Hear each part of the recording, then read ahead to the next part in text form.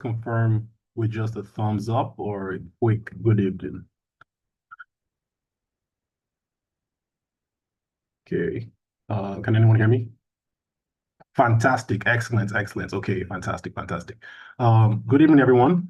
Let me go ahead and share my screen real quick, and we will talk about how to make money.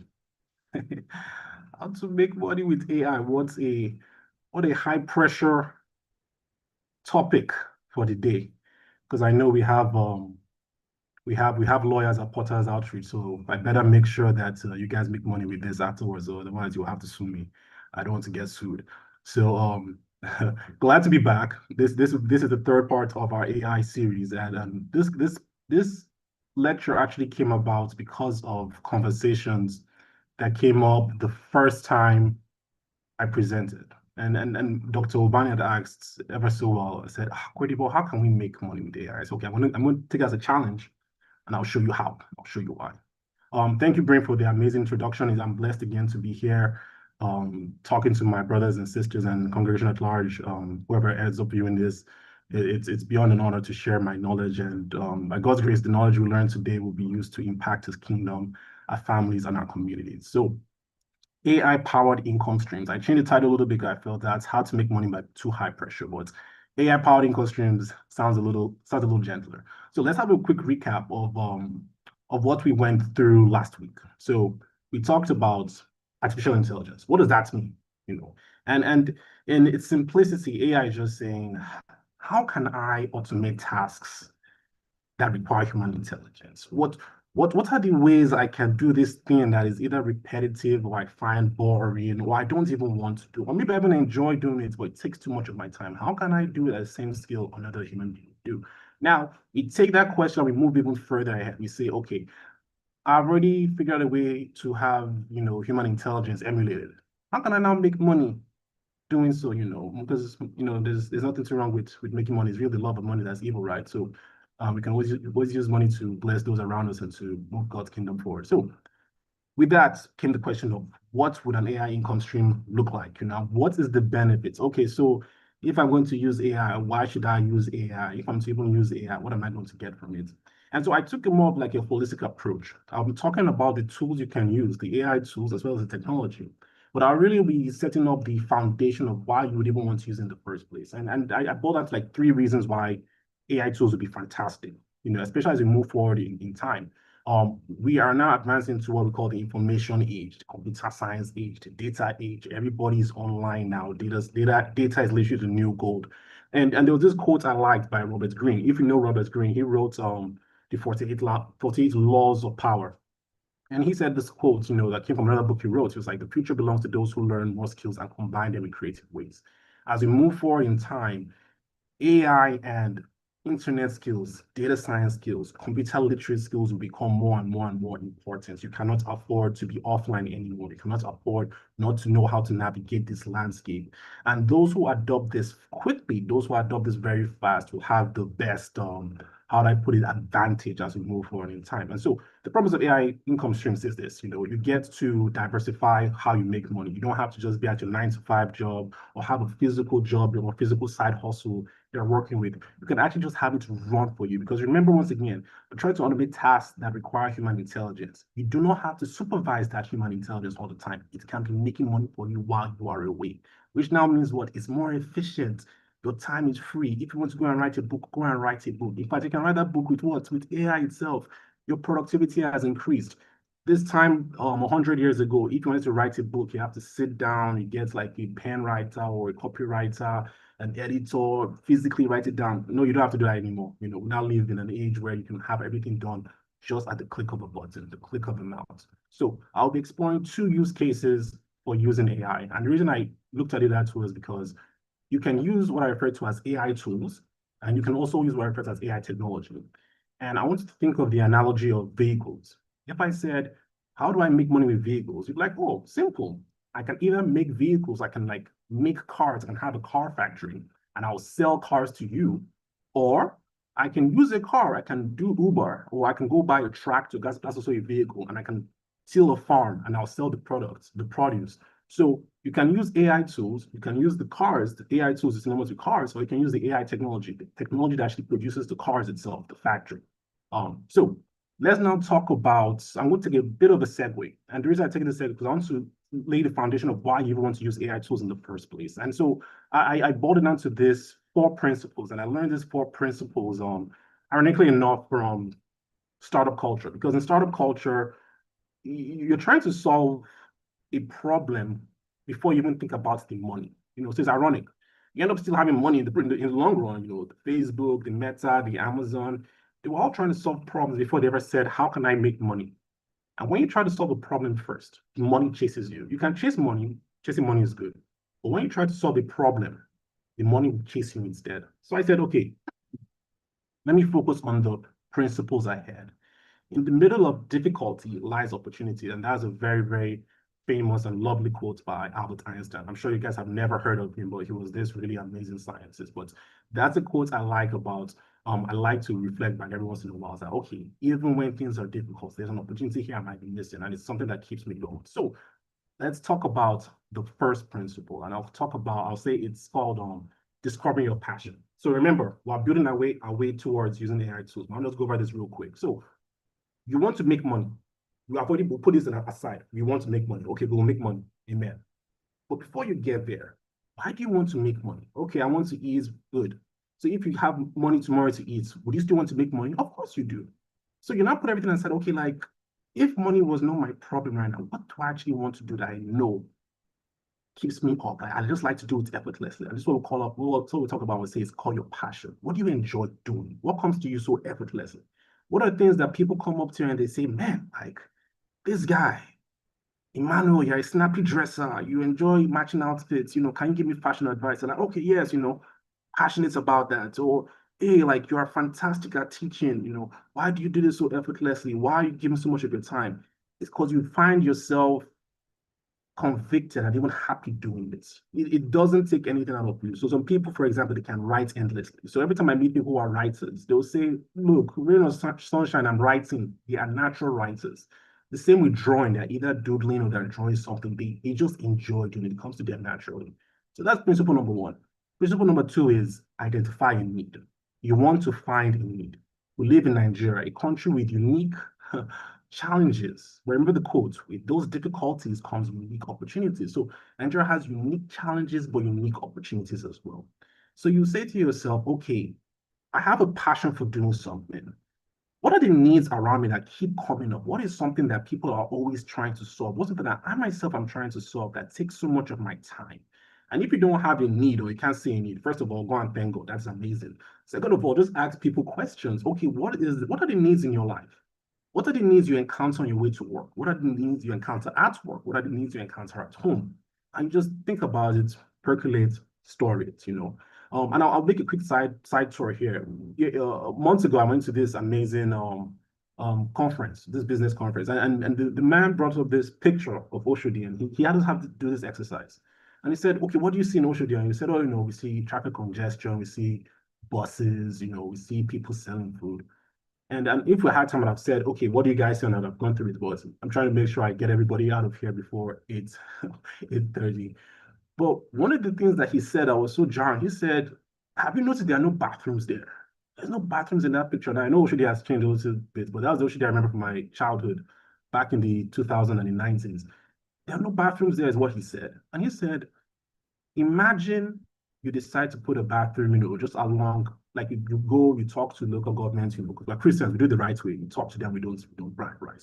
We talk to them, we say, okay, we'll give you a percentage of our revenue to build a park. Once again, not bribe, we're just talking to about business people.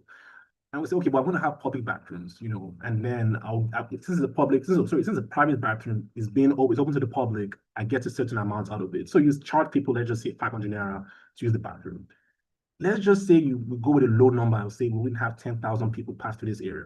That is a low number, pass through this area, right? 10,000 people pass through this area. If you get just 10% of that, that's 1,000 people. 1,000 people at 500 naira, that's 500,000 naira per day. That is 50 million naira per month. That is $10,000 per month. it doesn't matter if people come to you and say, what do you do? You say, I man, I own bathrooms, and you say it proudly because you want to show them your bank account and they will join you.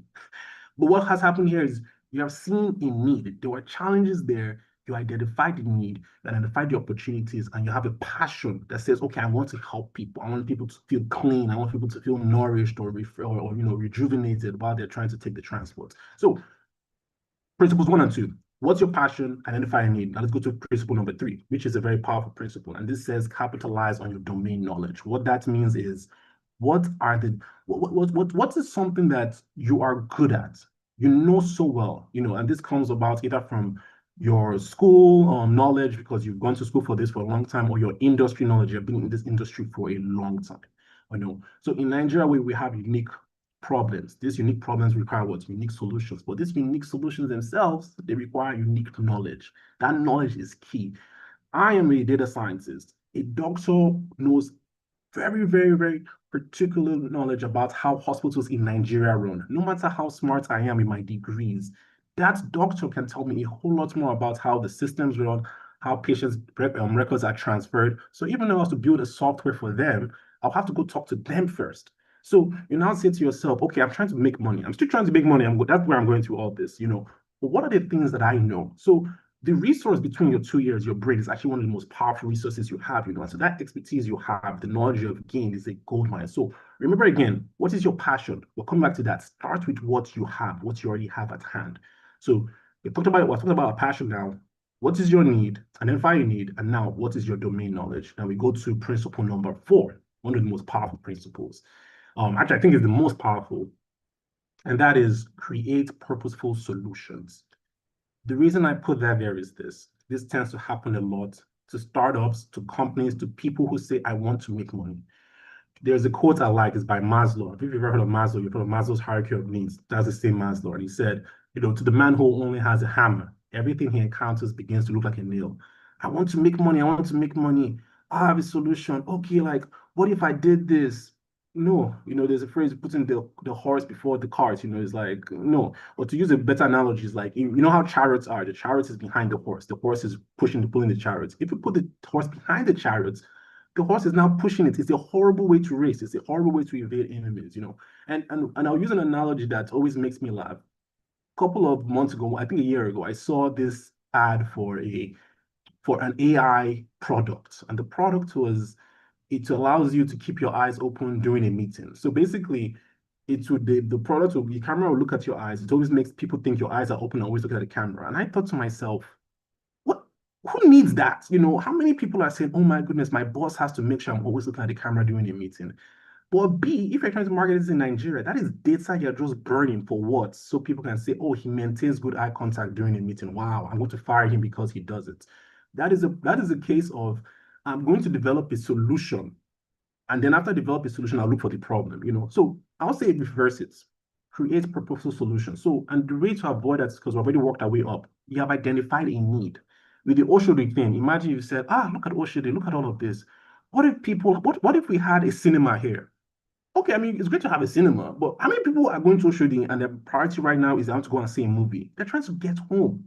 You're putting the solution, but the problem is different. You're forcing the solution to a problem, and so you open the cinema there and it collapses because most people, it's a high traffic area. People are trying to get in and get out. Nobody's trying to stay. So create purposeful solutions. Develop a solution with purpose. Don't go out there looking for creating a solution and say, okay, I'm going to now solve it. Now, I've said all of this and you're now saying, Bokorede, whatever, I already know all of this now. Where's the money, my guy? Where's the money? I'm trying to learn, AI and how to make money. So I'll expand those principles and I'll show you and I'll personalize those principles and talk about it in a second. So we're thinking, well, I've identified a need. We're seeing what we want, what identified a passion, know the need, we have domain knowledge, we're trying to make purposeful solutions. We're not trying to solve anything. Now we say, okay, time to make money. So in this case, I personalize those principles. So I'll say for myself, okay, I like to teach, I like to share knowledge. That's my passion. What is the need I see in Nigeria? What is the need I see in Lagos? Well, everybody talks about AI. But a lot of times, it almost comes across as like a magic word. So people almost seem scared to even say, I don't even know what this is. Or I'm just going to say AI, yes, AI. I want to go and buy pop AI. No, you don't need AI to buy pop. I mean, to be great, but you don't. And then I start to understand it's just a word that now means so many things.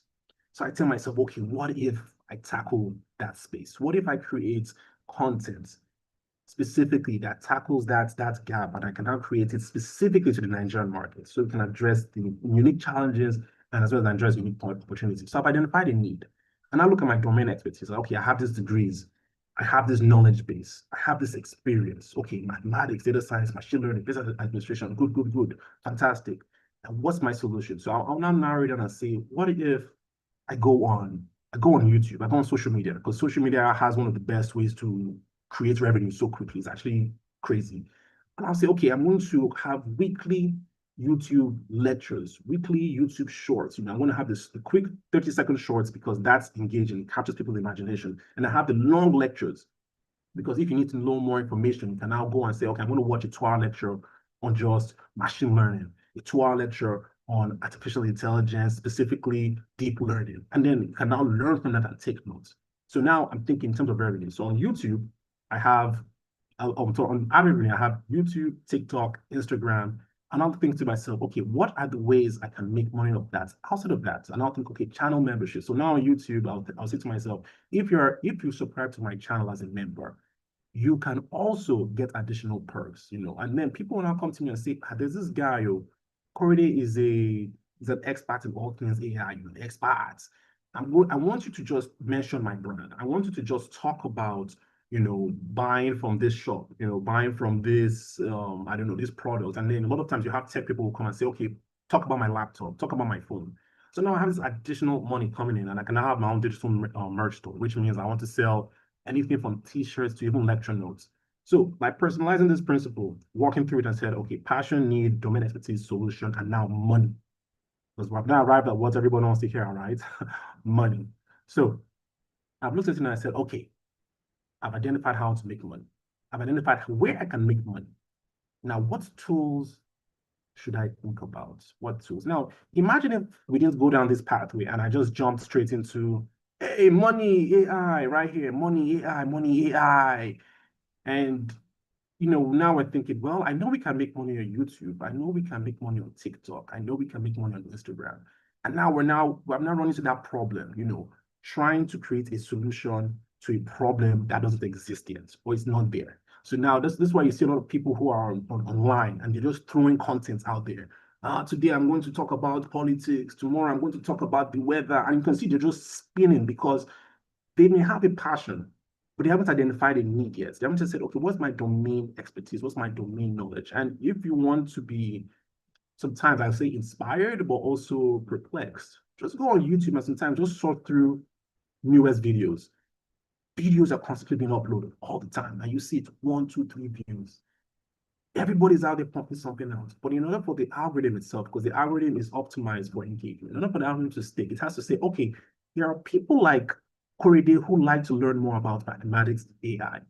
Your video is talking about mathematics and AI. I'm going to go recommend it to him. And we go from 3 views to 1,000 views overnight. And I always love discovering new creators. And they'll say, oh my goodness, I had 100 subscribers last week, now I have 1,000. This is your reminder to go subscribe to Porter's Outreach, YouTube, Instagram, TikTok, all of them. See, that's how Porters can make money when they get Porters Plaza. But anyways, we're now seeing how personalizing the principle, thinking about the money, how we can make money, how we can generate revenue. Well, now let's talk about the tools that we can use. And I tried my best to shorten the tools and just talk a little bit about it, because I don't want to take too much of your time, and I do appreciate everybody staying up so late and then taking time for this presentation. So let's make our vision reality with AI too. So remember, once again, I've identified my passion, my need, the need for Nigeria or in Lagos, domain expertise, the solution, and I've said, okay, here's how I can make money. But in order for me to make money, I'm trying to create a lecture online. I'm not really that much of a great writer, or I'm not a charismatic video presenter. How am I going to do that? What tools can I look at? So we'll take a look at the tools, and it's what I call AI tools, purposeful solutions. And remember the analogy of saying you can make money with the vehicles, right? Which means driving the vehicles, Uber, or you can make money selling the vehicles, creating them, Toyota, So in this case, we're looking at the Uber model. The tools are already available to me. How can I use them? And so The first thing is, let's just say I'm focusing specifically on content creation because once again, I've identified a need. I would like to educate the Nigerian populace, the Lagos populace, specific on how AI can be impactful, the history of AI, its applications, what we're missing, all that good stuff, specifically as it pertains to Lagos. So you don't need the big grammar, in 50 years from now, robots will come. You're not really care, you don't care about that. You want to know how using AI can increase your farm output in Lagos. So I've said that that's my goal now. So the first thing is I want to have engaging content, engaging videos, fantastic scripts. So I'll say, okay, let me go look at generative AI. And it's called generative AI because it literally generates content. Now, slight asterisk here because I think that I always try to remind people that all these AI models are built up of available data. And I always try to tell people that even as you create with artificial intelligence, be aware that it has been trained on like a lot of information that people aren't compensated for. And I always keep saying you can go on ChatGPT right now and say, write write a two-page essay in the voice of Chinua Achebe and to spit it out perfectly. His estate is not paid for that. You can say right in the voice of J.K. Rowling, who wrote, I'll mention the book's name because we're Christians. We obviously don't watch Harry Potter, but you can say write it in that voice and to write it perfectly. You can say, okay, write in the voice of, I don't know, some pastor. You can actually say write in the voice of Pastor Deboye and to actually capture it very well. And that's because it has scanned so many of the videos, so many of his writings, and it can now emulate how he writes or how he talks. So I always keep putting that there because even as you use it, channeling us as people who view ourselves as ethical and as Christians, that it's a tool, but not a tool you should rely on so heavily. It's a tool that you should also remember might be exploitative down the line. So, anyways, sorry to be a downer. Let's come back to the good stuff. I want to make money, written content. So now you're saying there is a need, for example, like I want to write, like let's just say I'm a student, for example, and people come up to me and I'm always good at helping them polish their resume. You can go to ChatGPT and say, okay, I'm going to load the last 20 resumes I've edited. Um, Create the perfect resume based on all the edits I've made, all the corrections I've made, and ChatGPT will spit out perfectly well. Because remember that thing I said about how it can read and analyze the data and then emulate. You can also do that for information you feed into it. Once again, remember the asterisks. Remember what's happening. It can also emulate your voice. So down the line, it feeds into the overall model. Somebody can emulate your voice down the line. You think about that. But let's just say for now, we just want to make money, right? And so I've said to myself, I want to teach, I want to have engaging content. I go to ChatGPT and I say, okay, here are all the courses I've written. Here are all the interesting anecdotes I would like to talk about. Emulate my voice, make it into bite-sized size, write a script about it so I can shoot it and put it on YouTube. And ChatGPT will do it perfectly well. So you can just stop right here and say, okay, Corey, this is all I care about. I don't care about any of the other tools. All I want to know is how can I be able to be a great writer, put that out there so I can work as either like a copywriter, a resume builder, crafting cover letters for people and I get paid. So you have like your little WhatsApp catalog business, number. You say you need your resume, updated. I have a very low fee. I'll do it for you quickly. You need a cover letter written. I'll do it for you. You need to have help. You need help with job applications. I'll show you how to do it. And I'll share a little small story here. A friend of mine was, the jackpot space is going on. So she's about to jackpot. And she had paid a consultant to help her look at her application. And she tells me, very upset, that when the consultant finally comes online on Zoom, the consultant opens up ChatGPT, feeds her profile in and says, oh, you want this, this, this. And she said, I paid you like 200K, 300K, and this is how you're going to give me advice. And the Ocean boy in me thought, wait, I can actually charge you 300K for that because I gave her the consultation for free afterwards. Because I thought it was hilarious that somebody actually charged 200K just to open up ChatGPT. But like that, anyways, I don't think that's right, but that's what's happening right. So a lot of times when you see people online who are consultants, that's really what they're doing. Because once again, remember, this is a model that condenses information from all over the internet. Like it's literally scraped the internet and it condenses in a way you can find it all together. It can hallucinate, so sometimes bring up information that is wrong, but it's a fantastic tool. So I've said I want to create engaging content. It spits it out, and I'll say, okay, I want art that captures the imagination of mathematics, that captures the imagination of artificial intelligence, so that when you look at it, you say, I don't even know what AI is. I do not care for mathematics, but that thumbnail, that cover art on that guy's video. I want to click on it. So I'll now go to Midjourney. So like that, and these are all artificial intelligence tools. So there's ChatGPT and Midjourney. I'll now go to the Midjourney and I'll say, okay, I can write a prompt into it and I'll say, okay, look, I want something that if somebody is scrolling on their phone and they're just bored, if they see it instantly makes them go, wait a second, let me pause and go back. And I'll say, okay, write a prompt about 18th century mathematics, because a lot of people don't realize that, or actually 13th century mathematics. A lot of people don't realize that mathematics actually came from the Middle East. So even words like algebra, for example, algorithms. Those are Arabic words. Like the numbers are literally Arabic. So algebra came from algebra. He was like a mathematical philosopher. The algorithms are algorithmic. Like there's a whole story behind there. If you ever want to be terrorized by me in mathematics, call me back for another lecture. I will teach you everything mathematics. I'm joking, but I'm also serious. But I can now say, okay, generate an image that instantly captures the person's attention, and then it generates an image of like let's say a wise old looking Middle Eastern man reading a book and his mathematical symbols on this. And someone will say, what is that? I've never seen that before. And then they'll click on the video. I've increased my engagement. So I'm still working my way down the line to put videos on YouTube and all the social media platforms, right? But that's the best way to create money. At the same time, I'm also saying, okay, I also want to have my own online presence, but I'm not really good at writing HTML code for websites.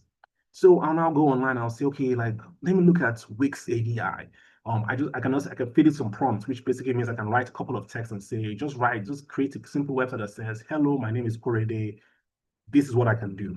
And it can do this for me all within a couple of minutes. So all these three tools, like just write this. I've already written the content I want to put up. I have the art I want to put on my videos, on my blog, online, on my Instagram. Now I have a website presence where people can be directed to. I can even put, let's just say, a bank account or a PayPal, and I'll say, hey, donate, or if you want to get my services, come over to this website, click on the link, send me an email. I can come over, give you a lecture. I can talk about this. I can help your business.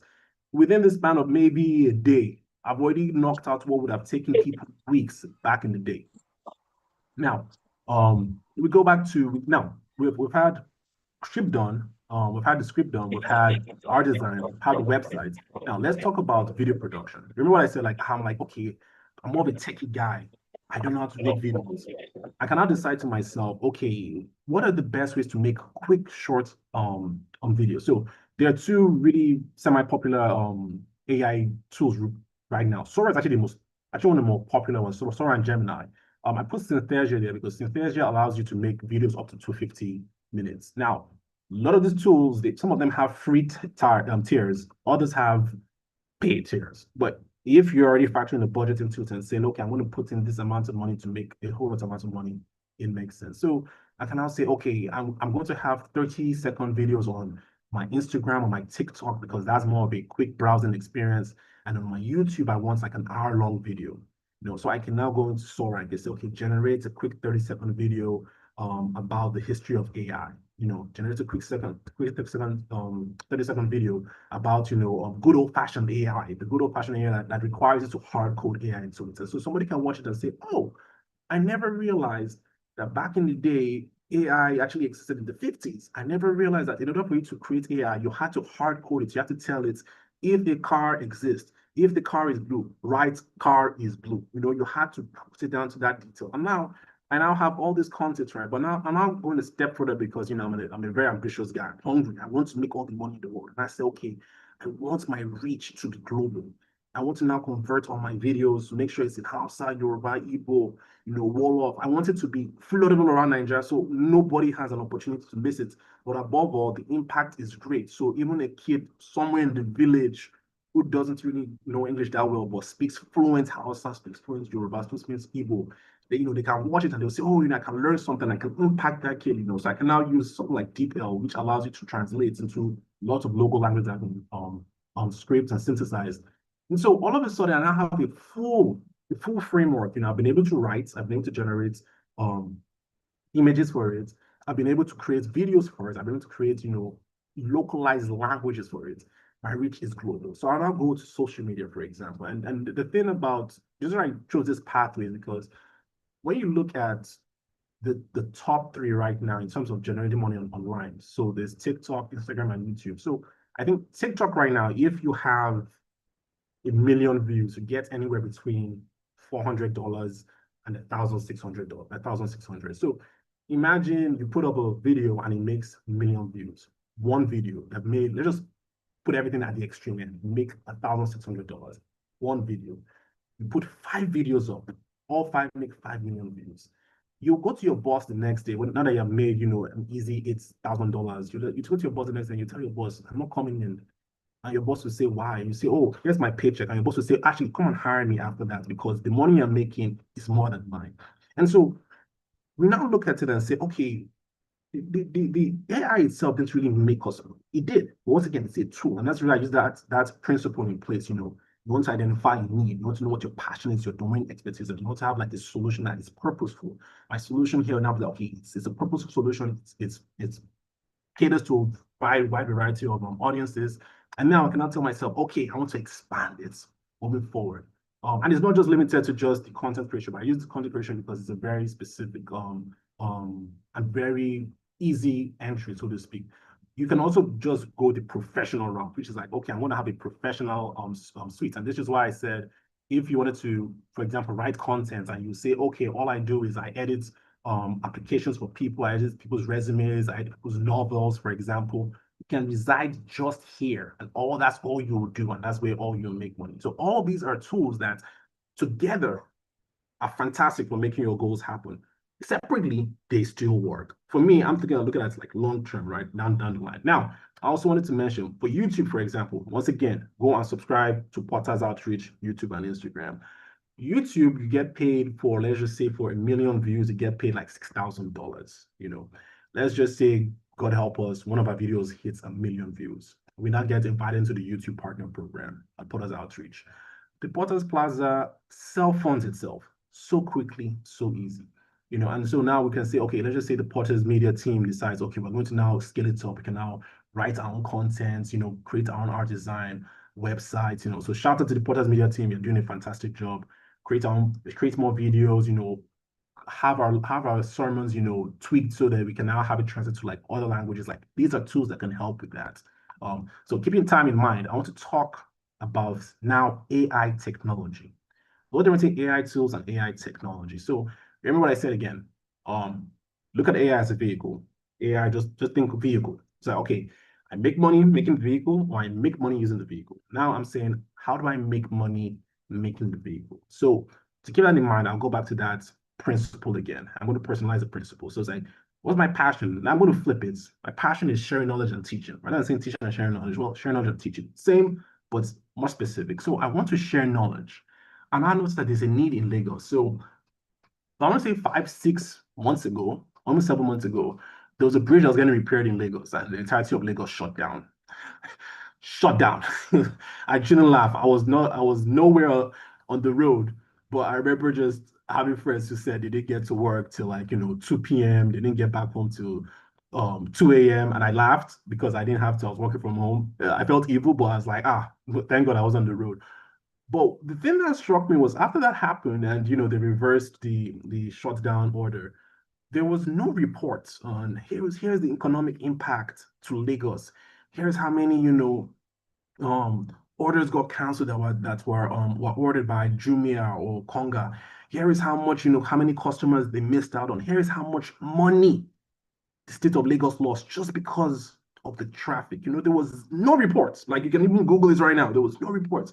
And so I asked to myself, also there's a need there because now we can quantify how all these things, how traffic incidents, how traffic shutdowns, how go slow, how all these things literally affect our bottom line. So I now say to myself, let me flip it. This time I'm going to go with the business aspect of my domain expertise. There's a business need here. So now I say to myself, well, since the government doesn't necessarily provide this information, maybe as a private citizen, I can do it myself. So I'll say, okay, domain expertise, what's the solution? Can I crowdsource this information? Can I say, okay, hey, Lagos, now that I've now built, remember, I've built my online following, I'm now making money online. I'm saying, okay, guys, by the way, I have this little side project. Every time there's traffic, let me know how many of you, just have customers come in. Let me know how many of you at your business, you're sort of downtown in revenue. Just, register here. Let me know how many customers came in. Tell me how this time last week your revenue looked like. Give me an approximation. Like obviously people will still they'll spice up the details more. But bad data is better than no data. And good data is obviously the best data. But let's like right now, we now have, so to speak, a database, an idea of what the health, financial health looks like for Lagos every time, traffic occurs. And so have my solution. Now I'm thinking money. We're back again to that money angle, right? So remember again, data is a gold mine. Now I have all this data that I've collected, let's just say now for almost 6 months to a year. And it's now so robust because people don't see it as an avenue to offer information, but also an avenue just almost like to vent. Like, oh my goodness, downfall drivers can say, I'm going to go, what's up, my guy? Oh, no drive, no, no customers today. I vex. Put it there. And I tell, okay, usually most downfall drivers have, between 5 and 10 drivers or 5 or 10 trips per day. They only had two when there was another shutdown or when somebody was going through town, somebody important. I can now quantify in terms of like the money lost, impact to businesses. And I'll say, okay, let me now create my own AI model. How about this data? I'm going to train on it. So I can now predict the next time somebody's going to come through town. I'll say, okay, look, the next time somebody shuts down Lagos, so because somebody important is coming through town, this is how much you will lose. You will lose $50 million per hour. You're losing $1 billion. Like after what else, that'll go viral itself.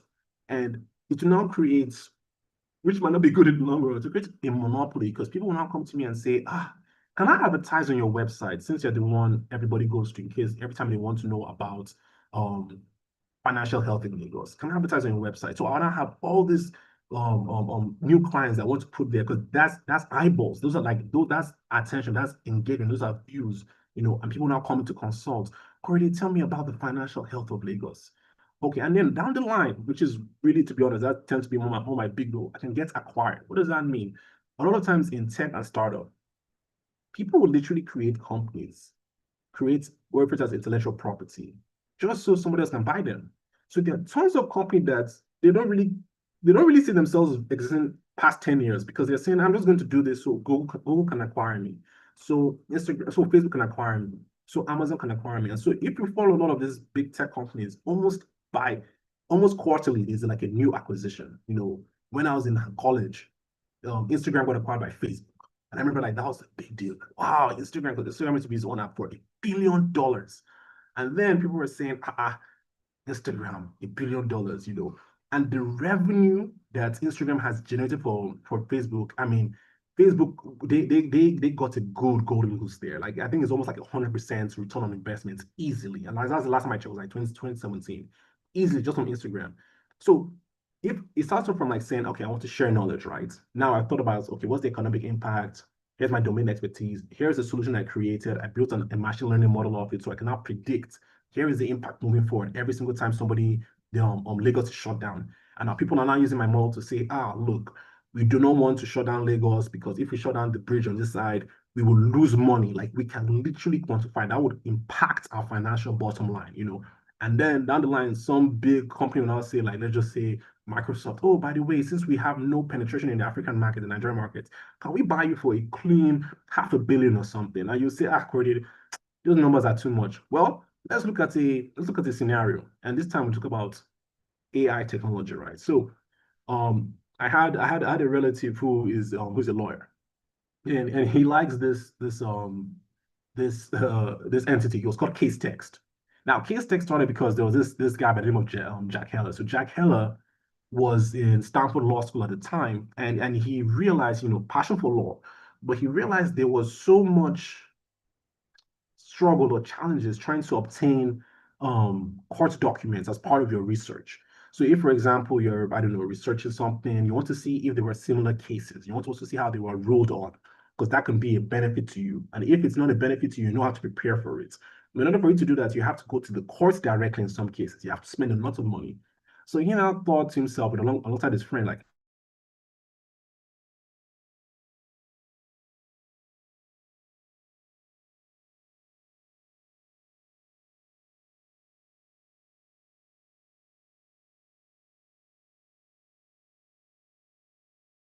they know, and that's where they can read upon it. So if I'm working on a case today, somebody else can look at them and say, oh, this here is how you ruled on this case. Well, I know what to do for my own case, kind of deal.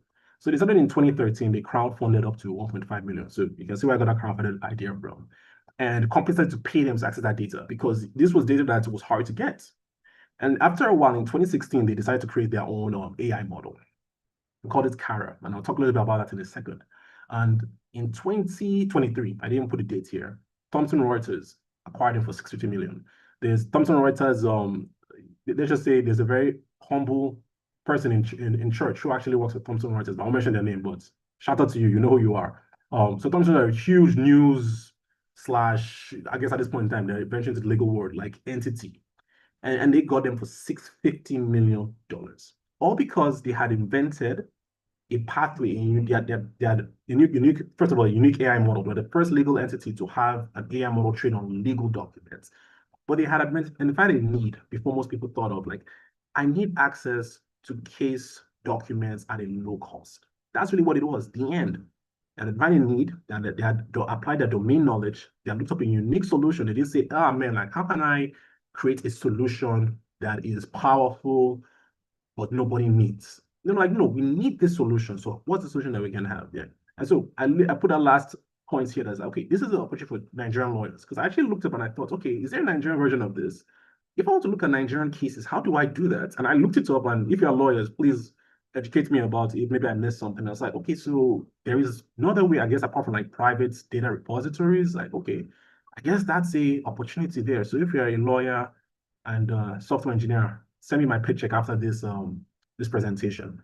So I'll talk a little bit about the technology. Right? So remember, once again, they started off in 2013. 10 years later, they got acquired for 650 million. This is generational, life-changing money.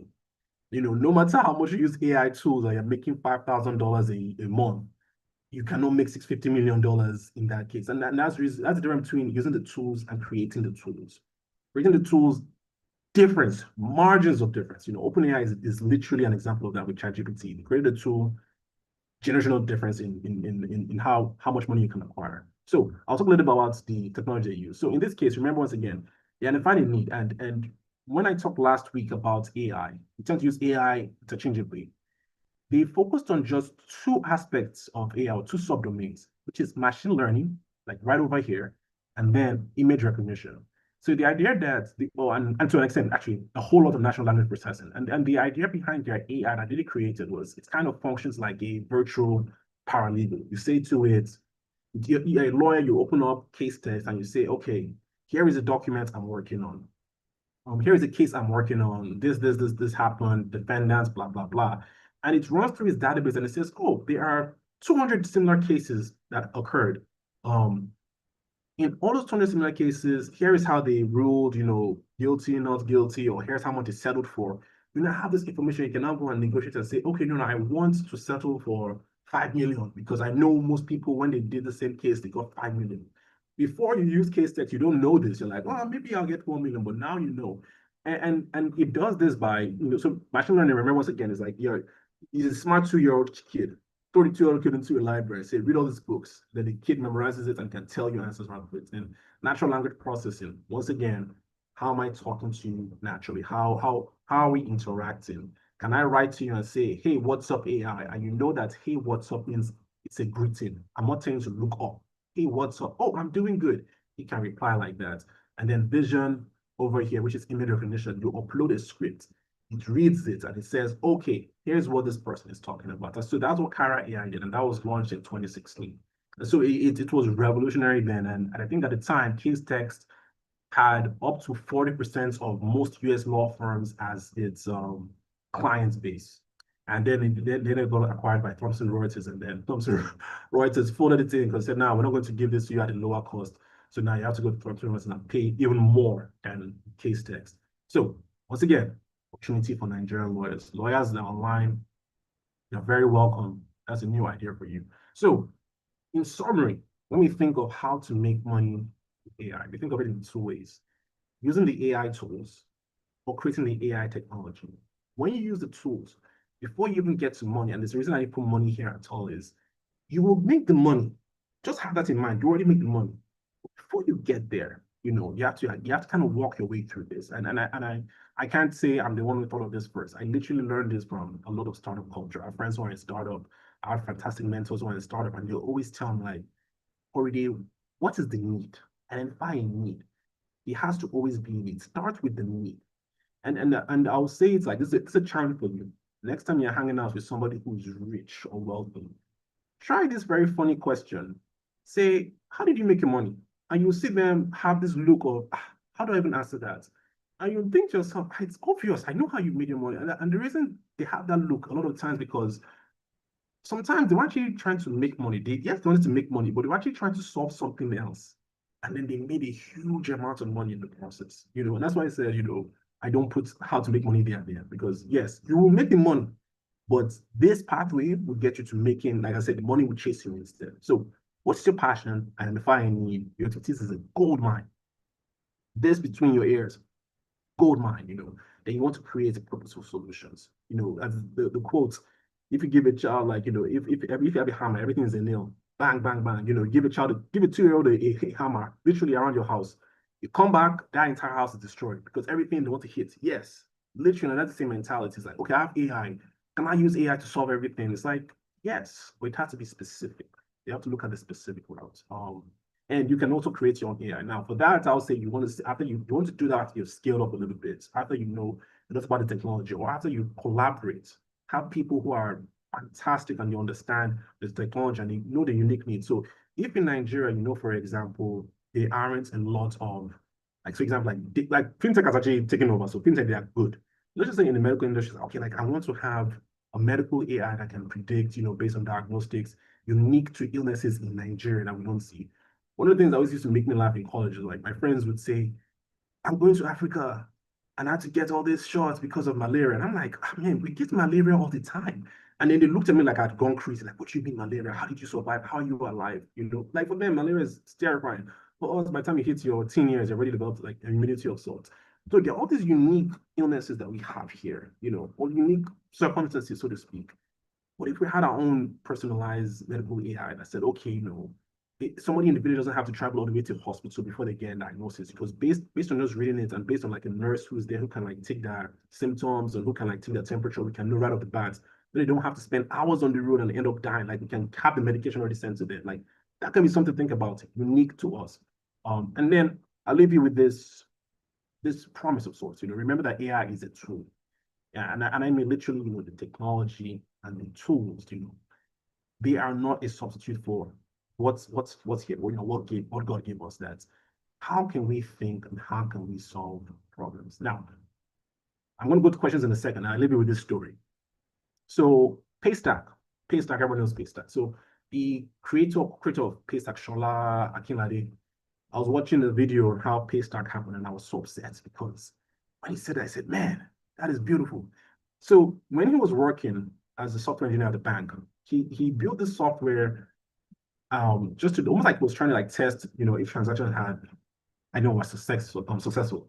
And then he realized that, oh, with this software I created, I can use to charge people's cards. And he would just say it's like he would just be hanging out with his friends and they'll be at the party and he would say, oh, I have this software that if you give me your card details, I can like charge you, I can like debit you, and so you pay me. So rather than you having to like go to the ATM and take the money out.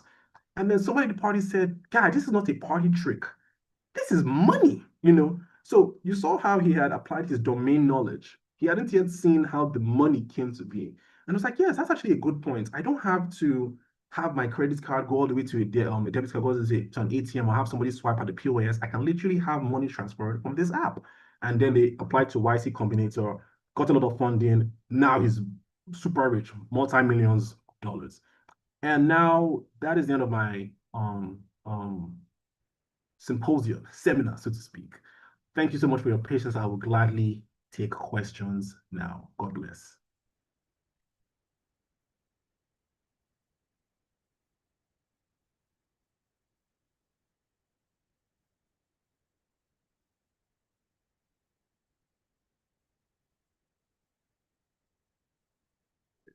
I see Faith Kuranga raise your hand. Please go ahead, Faith. Please go ahead, Faith.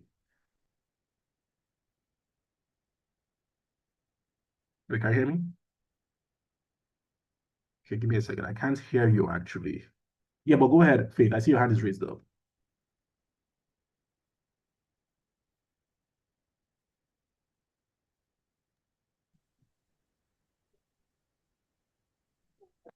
Faith, you can unmute so that we can hear you. Okay, thank you very much. Thank you to the speaker of today's session.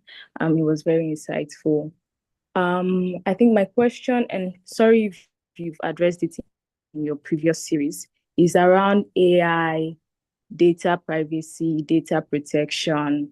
I know there is this common sentence that's around the privacy of what you put on AI and all of that. So I just want to know if there's anything that we should be looking out for when we are divulging information to AI while trying to make money. If there's anything that we shouldn't do, basically like where should I stop when giving AI my information? Thank you.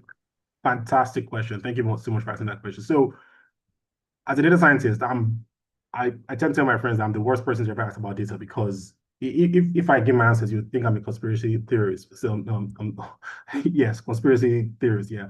But what that means is, and that's why I say fantastic question because as we move on into this future where data is so widely accessible, where there are constant data leaks. I literally got an email that, oh, there's been a leak again. And I said, wonderful. Right? So I guess my information is out there on the dark web. There are two ways to go about it. So first of all, when you use this AI tools, and I'm going to go back to that slide in a second. When you use this AI tools, for example, ChatGPT Midjourney, the first thing is don't upload any confidential information. So if hospital records with your names or anything, even your IDs, don't do that. I've seen tutorials that people put up there, they'll put their hospital records to analyze their illnesses. And I'm like, man, OpenAI has your information now, man. It's in the system. It's in the system. So the first thing, like right off the bat, whenever I use this tool, do not upload confidential information. Sometimes I use ChatGPT and I'll literally just start making up lines. So if I know I'm trying to rewrite something, I'm like, okay, it's a conversation, let's just say between me and let me pick a random name here. Okay, my brother Okwe. Okay, conversation between me and brother Okwe. I won't put Korede and brother Okwe. I'll put Kayode and Tokwe. Like I'm like, no, that's how that's how on point I am with it. I'm like, I'm not giving any information because they already have my information. They have my IP address. Right now, ChatGPT knows where I'm accessing their accounts from. So they can now say, okay, well, people who access ChatGPT from Yaba, who access it from Lekki, who access it from VI, they tend to have these traits. They tend to come on online between these times and stuff. So I'm not going to give you more information than you need. So that's like the first part. The second part of the data science that I would say is poison your data. What that means is if you have social face like front-facing data, feel free to throw in a lie somewhere. There's a running joke that all my friends have with me because and I told them this and they didn't believe me. And I said, I'm going to do this one thing in front of you. I'm going to sign up for a shop, like let's just say H&M or Adidas. And I assure you, after a while, Adidas is going to start sending me an email, and they'll send me an email for women's products. And the reason is because for a while, I will intentionally put Korea Jumobi female. And the scary thing was after a while, I started to say, oh, I started to get ads. I'm like, wait, how is it I signed up on Facebook and let's just say, okay, no one say Facebook, let's I talk about Adidas and I put female. But I'm now signed up on ChatGPT and it's giving me customized stuff for a woman. I'm like, oh, how does it know? Because the data brokers talk to each other, they exchange information. Adidas will sell its customer information, they'll say it's cleaned up, but not really, or anonymized. They'll sell it, and then you can now know, okay, Cordia Jumobi, who resides in this state, likely male. And then when some other person buys it, H&M or like just your restaurant, when they're now offering me recommendations, they think I'm a woman. So it's a running joke at this point. So I'll say poison your data regularly or data you're not comfortable having out there. And if it comes down to it and you're really uncomfortable, take down the account. For me, I'll say give as much as you're comfortable giving. I intentionally sometimes just give, like I'll sign up on a website, I am 40 years old. I'll sign up on another one, I am 20 years old. I'll sign up on another one, I'm 60 years old. Good luck trying to figure out what age I am as Corey Adjunct. Good luck. So with AI tools, do not give confidential information. Is not a real person. Feel free to lie to it, I beg. Protect yourselves. And because privacy is not standard across all the continents, so in Europe, they have fantastic regulations. It's called the right to forget. You can literally say, delete my information, and OpenAI, Facebook has to delete that information. At least, I guess they have to tell they delete it. And if they don't, they open themselves to lawsuits. I think they got sued for almost $1 billion last time. Nigeria doesn't really have that. So because of that, do what you have to do to protect yourself. To be honest with you, we've almost kind of like lost this war because they have so much information on us. If you're on Facebook, Instagram, TikTok, they know you easily. When you sign up with your name, your email, they'll look at your email that you sign up on TikTok, they'll connect it to your email instead of on Facebook. They're like, oh, this is the same person. When she's on Facebook, she looks at, birthday cakes. Okay, then all of a sudden you go on Instagram and you see an ad for birthday cakes. They talk to each other. So you've heard my long-winded answer, but I hope that helps. Poison the data. Feel free to lie to the AI. Offer information that you're only comfortable with. Okay, thank you. I said that thumbs up. So Ebenezer, please go ahead.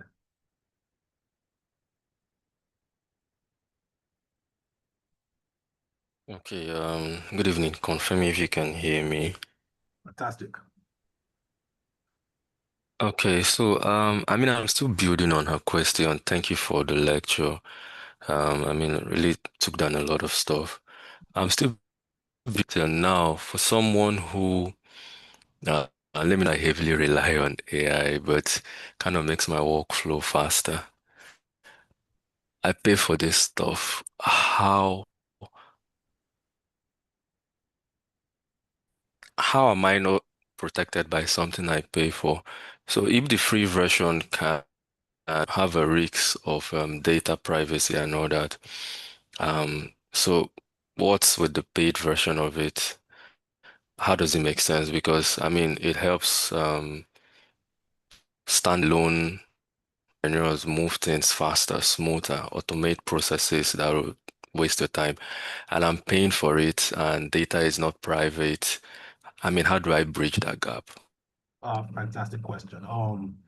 So there's a phrase I always like, I see online a lot. This makes me laugh. It's called late stage capitalism. And that just means we're trying to make money, or that's the version of it. And what that means is, so for example, OpenAI, I think I said last session that they spent $60 billion on creating their own data center. If you are to pay for the Plus membership for ChatGPT, you spend $20. If you pay for the premium, it's $200. I don't care how many people are on it. There is no way all those people's $220 is enough for you to spend $60 billion. What I mean by that is, even the money we pay is a drop in the bucket for the revenue they get. So, for example, Google is free. I don't know if you guys have ever paid for Google to search. I don't know, I've never.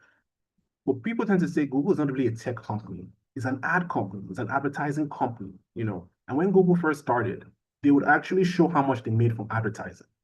After a while, they stopped doing that because they were making so much money from the ads. They realized their customers, us who are going online, Google, US Embassy, Google, how to talk to a fine girl I like, Google, how to be a better Christian. They started to realize that, wait, the customers will want to use us because if they're making money off of adverts, because companies will come to them and say, okay, I want you to put me first as the result when you search for sneakers, Adidas, I'm going to pay you $2 million.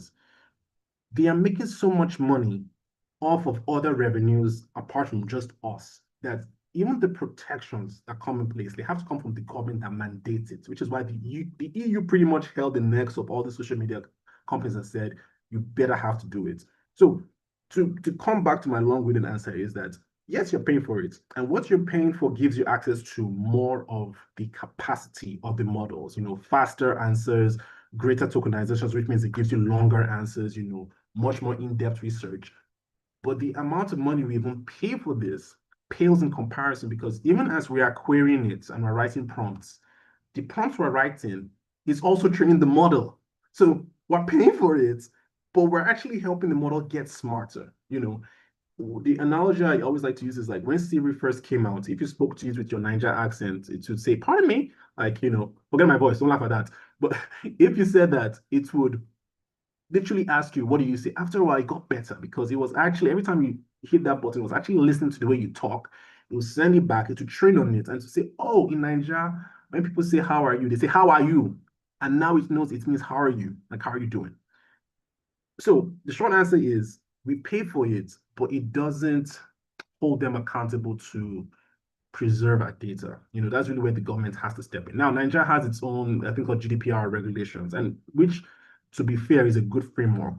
But enforcing it, good luck, because Nigeria hits Meta, for example, that owns Facebook with a $200 million fine. I want to say it expired last month, or almost at least last month, late last month, or early this week.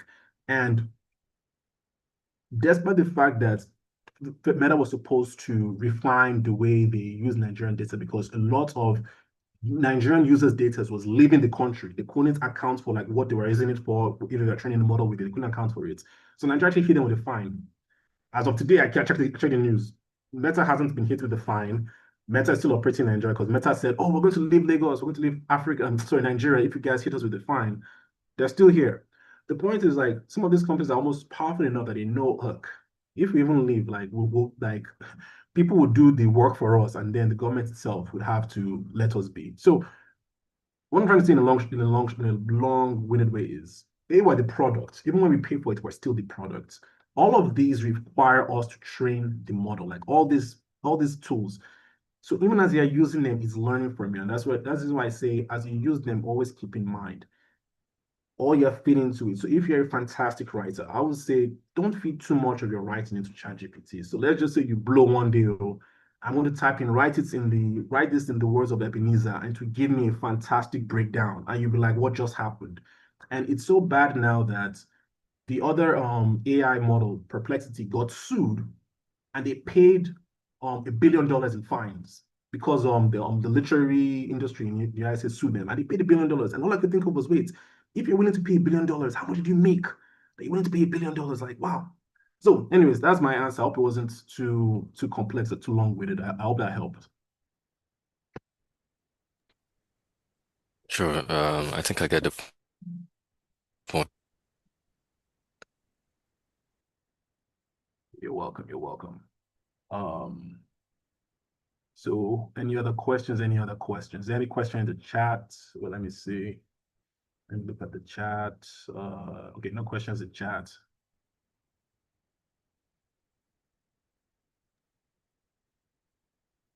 All right, sir. Brokorode, thank you You're welcome. You're welcome. so much, sir.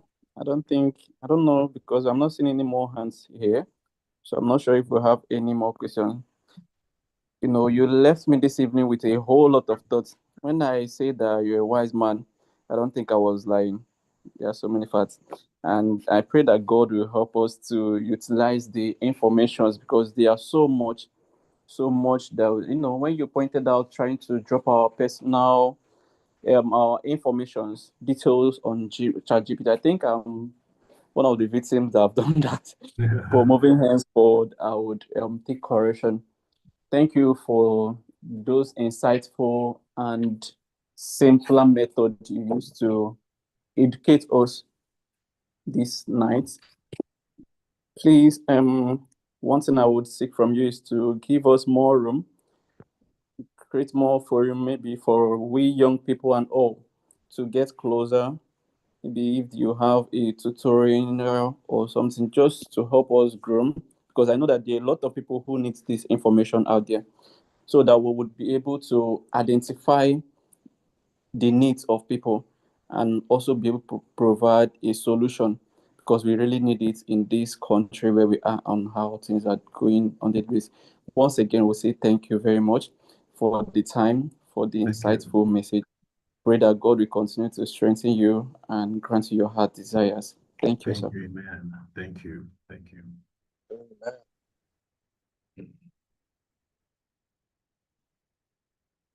So over to you, Brain. Praise team.